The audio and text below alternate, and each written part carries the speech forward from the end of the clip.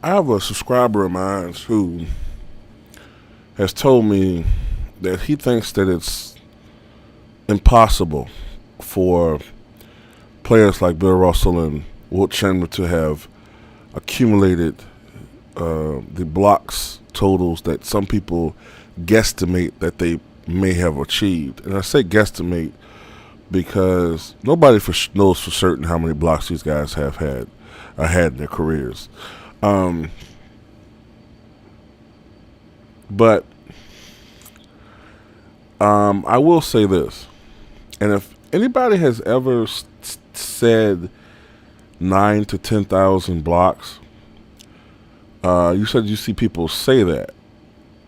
I'm going to be honest with you. I never actually heard anybody say that before, except for when I did that. I said that in the video. I guesstimated that, and that's just from estimation of going by math and going by what other people with a little bit of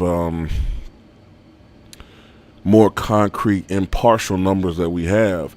I've guesstimated that. It could be a little bit less than that, but that's what I think. As far as Wilt Chamberlain and Bill Russell, I'm still not certain of. I think Bill had fewer total blocks, but this is what you said though. You don't think that it's possible for someone to have gotten as many as 10,000 career blocks.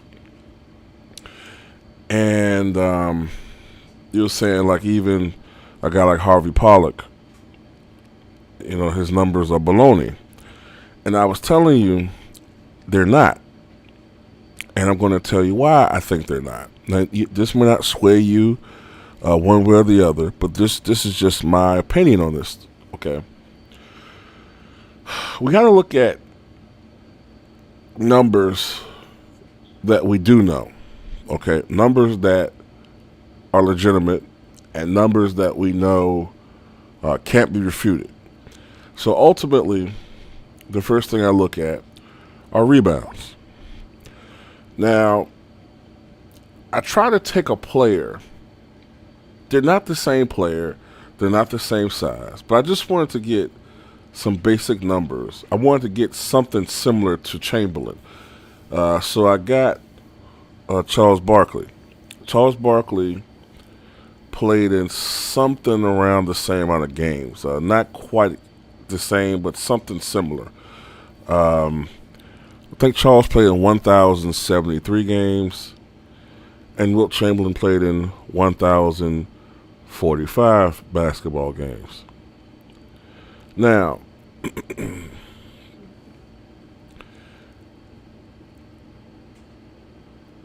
Charles Barkley in his NBA career collected 12,546 career rebounds, which is a very high career total.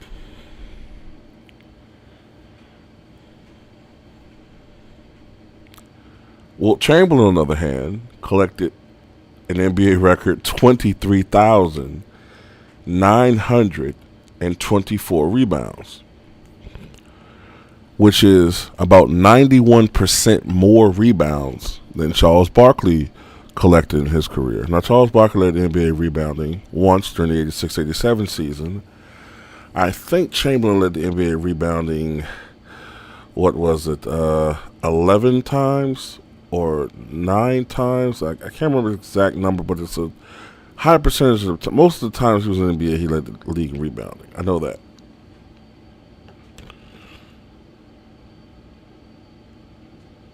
Now,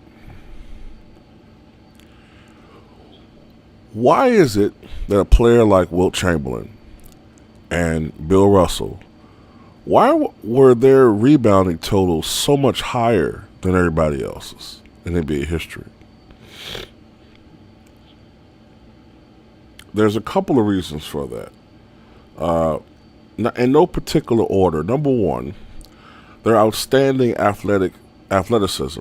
Bill Russell, at one particular time in his life, before he began playing professional basketball, was one of the world's, not just the United States, not regional, but the world's greatest long jumpers.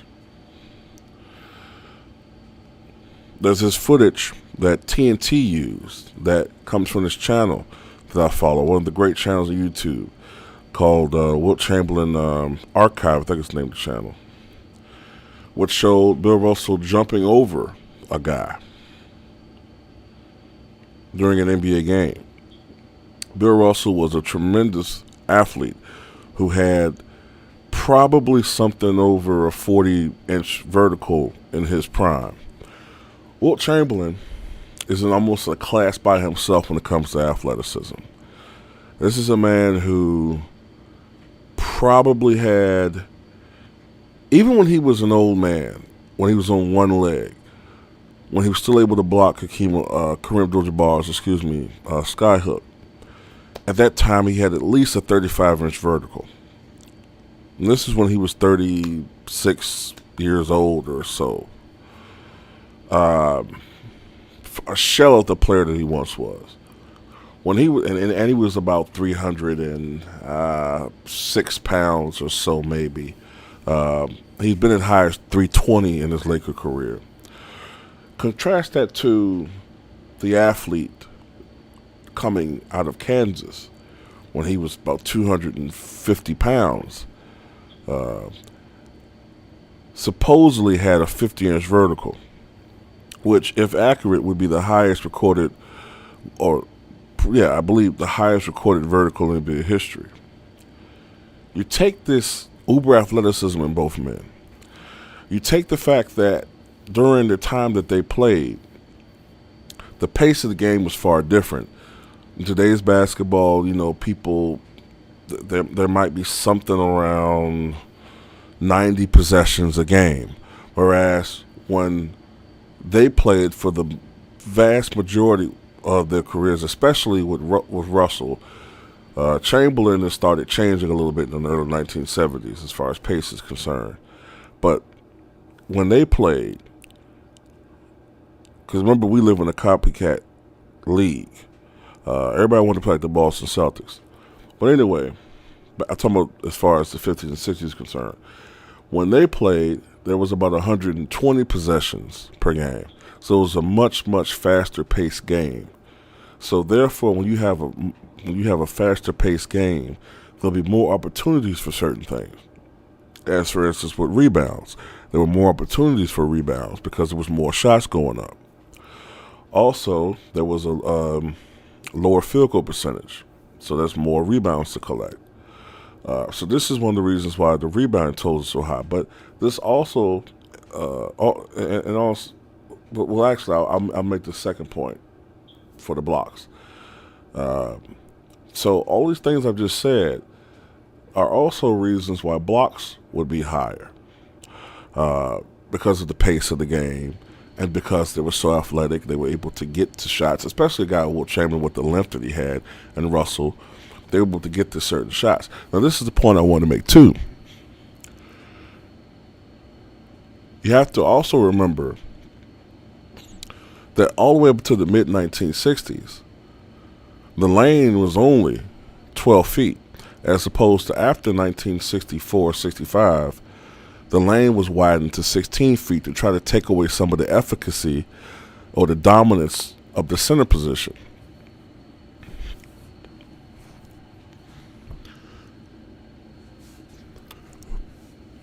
Now, Harvey Pollack was one of the great statisticians of his era. And you have to remember that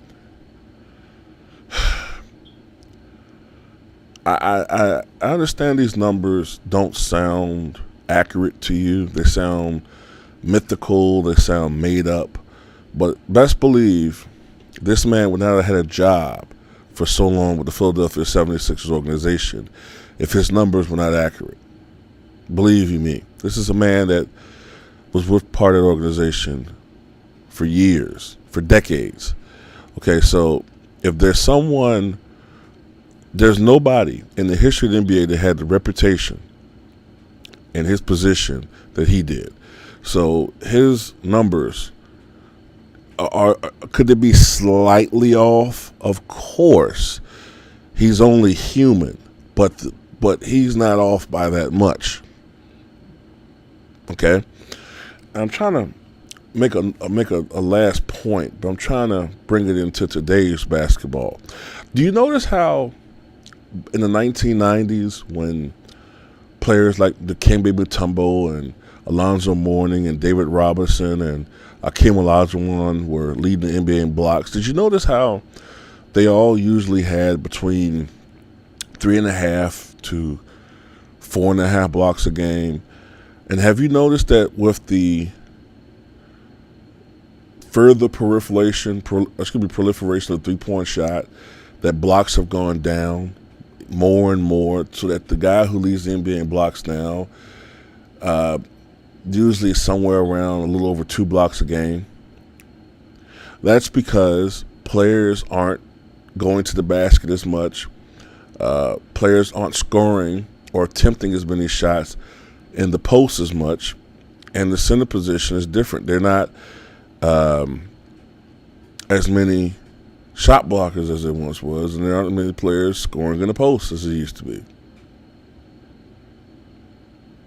And that has a lot to do with why blocks are down throughout the league. Now, the opposite was true in the 1960s. There was no three-point line. Okay? There was no three-point line.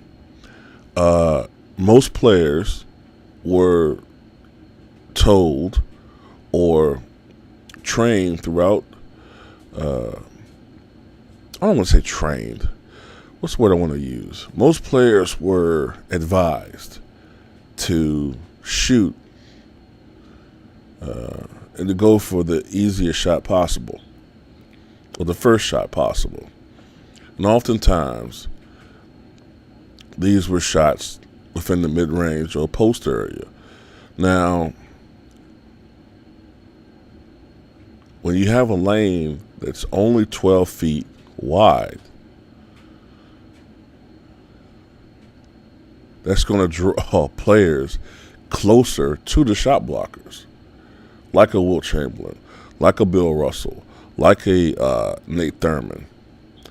So it's not unusual or not unheard of for, if you have guys in the 90s averaging 3.5 to 4.5 blocks per game, when you take all these factors, those shortened lanes, okay, from 16 feet now to 12 feet, you have these extremely athletic bigs, not just big lumbering guys, but you have these athletes like a Nate Thurman and a Bill Russell and a Wilt Chamberlain, plus the pace where there are more shot attempts than ever before in NBA history.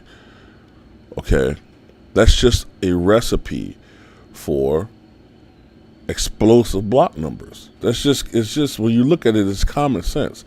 That's why you can have, it's not hard to believe that instead of, as today, the shot block leaders are around 2 to 2.5 a game, and in the 90s they were 3.5 to 4.5 a game. It's not hard to believe in the 1960s, if blocks were indeed counted, it's not hard to believe that they would be something more around 6.5 to 7 blocks a game. It's not hard to believe that on an average. And it's not hard to believe that Wilt possibly may have had seasons where he averaged 10 blocks per game. It's not really that hard to believe. Even Bill Russell himself said he thought that earlier in his career he averaged 7 to 8 blocks a game.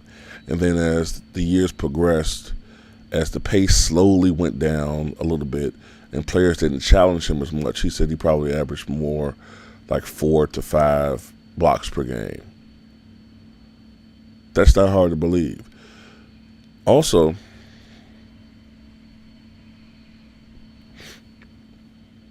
when you take Akeem Olajuwon, right, there's 3,830 career blocks. And even though it's not an exact science, it's not. But when you inflate his his blocks, adding 91% as with the fact that, I said, well, Chamberlain had 91% more career rebounds than Barkley. When you add 91% more blocks than Hakeem Olajuwon, you get well over 7,000 career blocks.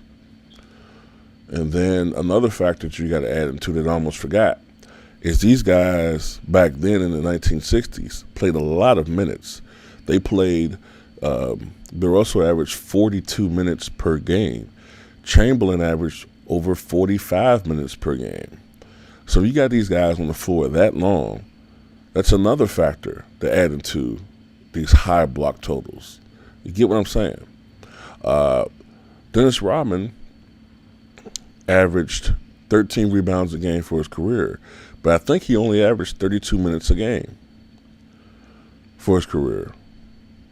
Whereas I said Bill Russell averaged 10 more minutes per game in his career than Bill Russell. So these are just certain things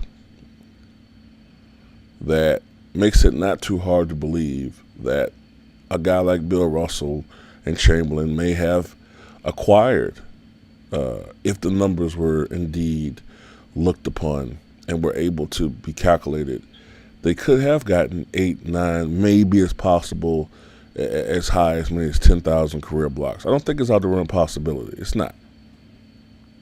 When you factor in all these different things, I know the numbers don't they sound comical, they sound ludicrous, but they're really not.